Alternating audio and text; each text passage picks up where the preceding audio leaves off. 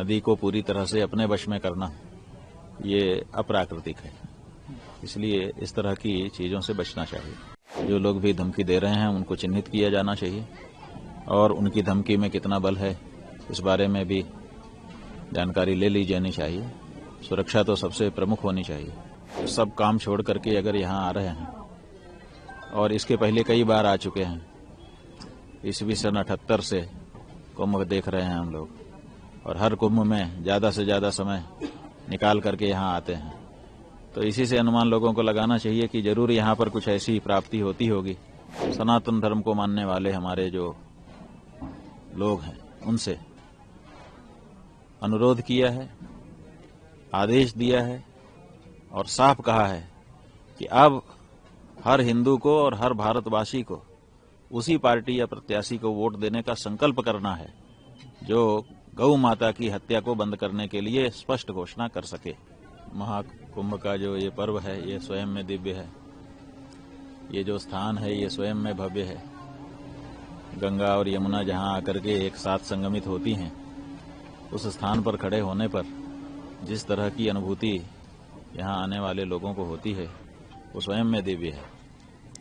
अब उस क्षेत्र में प्रवेश करना है तो मन आह्लादित है।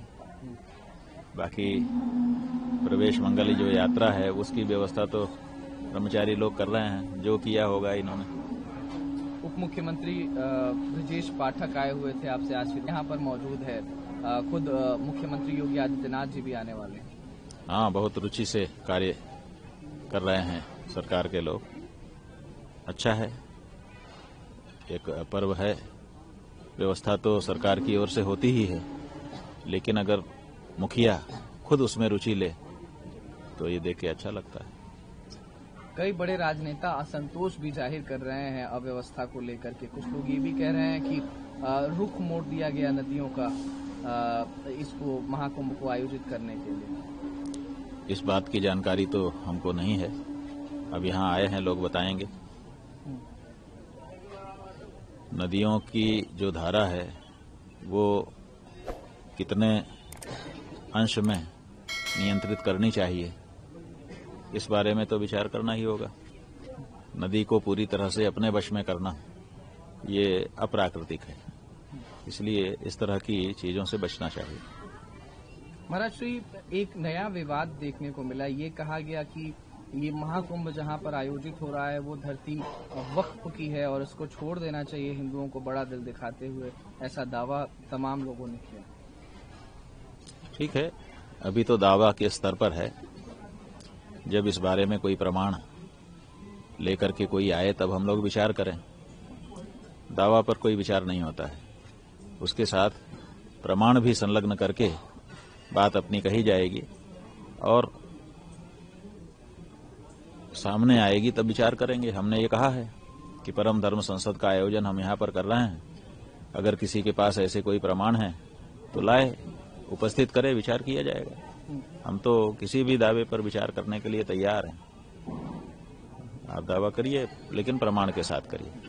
महाराज श्री, कई धमकियां भी मिली हैं। महाकुंभ आयोजित हो रहा है, गुरपतवंत सिंह पन्नू खालिस्तानी आतंकी है, उसने भी धमकी दी है। कई बार और धमकियां मिली हैं। इस जो हिंदू धर्म का, सनातन धर्म का ये बड़ा त्योहार आयोजित होने वाला है, इसको गंभीरता से लिया जाना चाहिए। जो लोग भी धमकी दे रहे हैं उनको चिन्हित किया जाना चाहिए और उनकी धमकी में कितना बल है इस बारे में भी जानकारी ले ली जानी चाहिए। सुरक्षा तो सबसे प्रमुख होनी चाहिए। अगर यहाँ पर लोग आ रहे हैं, निश्चिंत होकर के आ रहे हैं कि हम तो अपने तीर्थ क्षेत्र में जा रहे हैं, वहाँ क्या डर है। अगर यहाँ पर भी कोई डर है तो ये बहुत गंभीर बात है। इस बारे में सरकारों को बहुत ही सचेत रहने की जरूरत है और अगर कहीं भी कोई गड़बड़ी है तो पहले से बता दें ताकि लोग ना आए। महाराज श्री, इस भव्य कुंभ के अनुभव के बारे में और इसके बारे में अगर आपके मुखारबिंद से तमाम दर्शकों तक कुछ संदेश पहुंचे और उनके लिए एक न्योता जाए तो बहुत बढ़िया होगा। देखिए, हम लोग सब काम छोड़ करके अगर यहाँ आ रहे हैं और इसके पहले कई बार आ चुके हैं, ईस्वी सन 78 से कुंभ देख रहे हैं हम लोग और हर कुंभ में ज्यादा से ज्यादा समय निकाल करके यहाँ आते हैं, तो इसी से अनुमान लोगों को लगाना चाहिए कि जरूर यहाँ पर कुछ ऐसी प्राप्ति होती होगी जिसके लिए सब काम छोड़ करके हम आ रहे हैं। हम ही नहीं आ रहे हैं, सभी संत महंत बड़े बड़े विद्वान लोग आ रहे हैं, आम जनता भी आ रही है। इसका मतलब यहाँ सबके लिए कुछ न कुछ है, जो आता है उसको कुछ न कुछ प्राप्ति होती है और वो आध्यात्मिक स्तर की प्राप्ति है।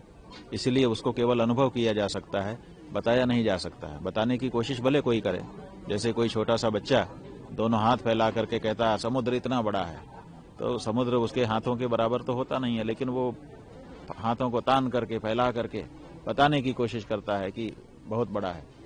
तो उसी तरह से यहाँ की जो अनुभूतियां हैं वो केवल वो अनुभूत की जा सकती हैं, बताई नहीं जा सकती हैं। इसलिए हम लोगों से कहना चाहेंगे कि बताने पे मत जाइए, एक बार यहाँ आकर के इस भूमि के संस्पर्श का अनुभव करिए, आप बार बार आएंगे, यह हमारा विश्वास है। महाराज, पिछली बार जब मैंने आपका साक्षात्कार किया था तो उस समय महाराष्ट्र विधानसभा चुनाव होने वाले थे, आपने उस पर अपनी बात कही थी।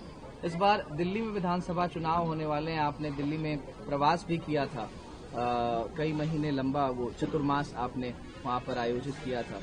दिल्ली में 5 तारीख को मतदान होने वाले हैं, दिल्ली में किस तरीके का आपने रुख देखा, आपने जनता से बातचीत करी होगी, आपका मैसेज बहुत बड़ा होता है, तो उसको लेकर के आप अगर कुछ कहना चाहें।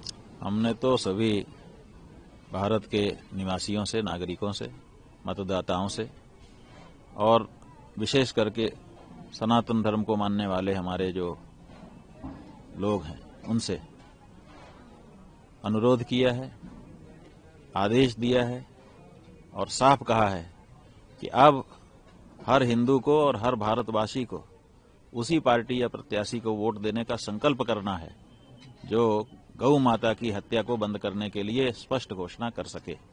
अगर ऐसा कहने में कोई पार्टी असफल रहती है, उस पार्टी को भारत की पार्टी नहीं मानना है, क्योंकि भारत का जो बहुसंख्यक समाज है, जाने कितने वर्षों से वो बार बार गुहार लगा रहा है कि गाय हमारी माता है, उसको मत काटो, उसको मत बेचो, लेकिन ये होता चला जा रहा है।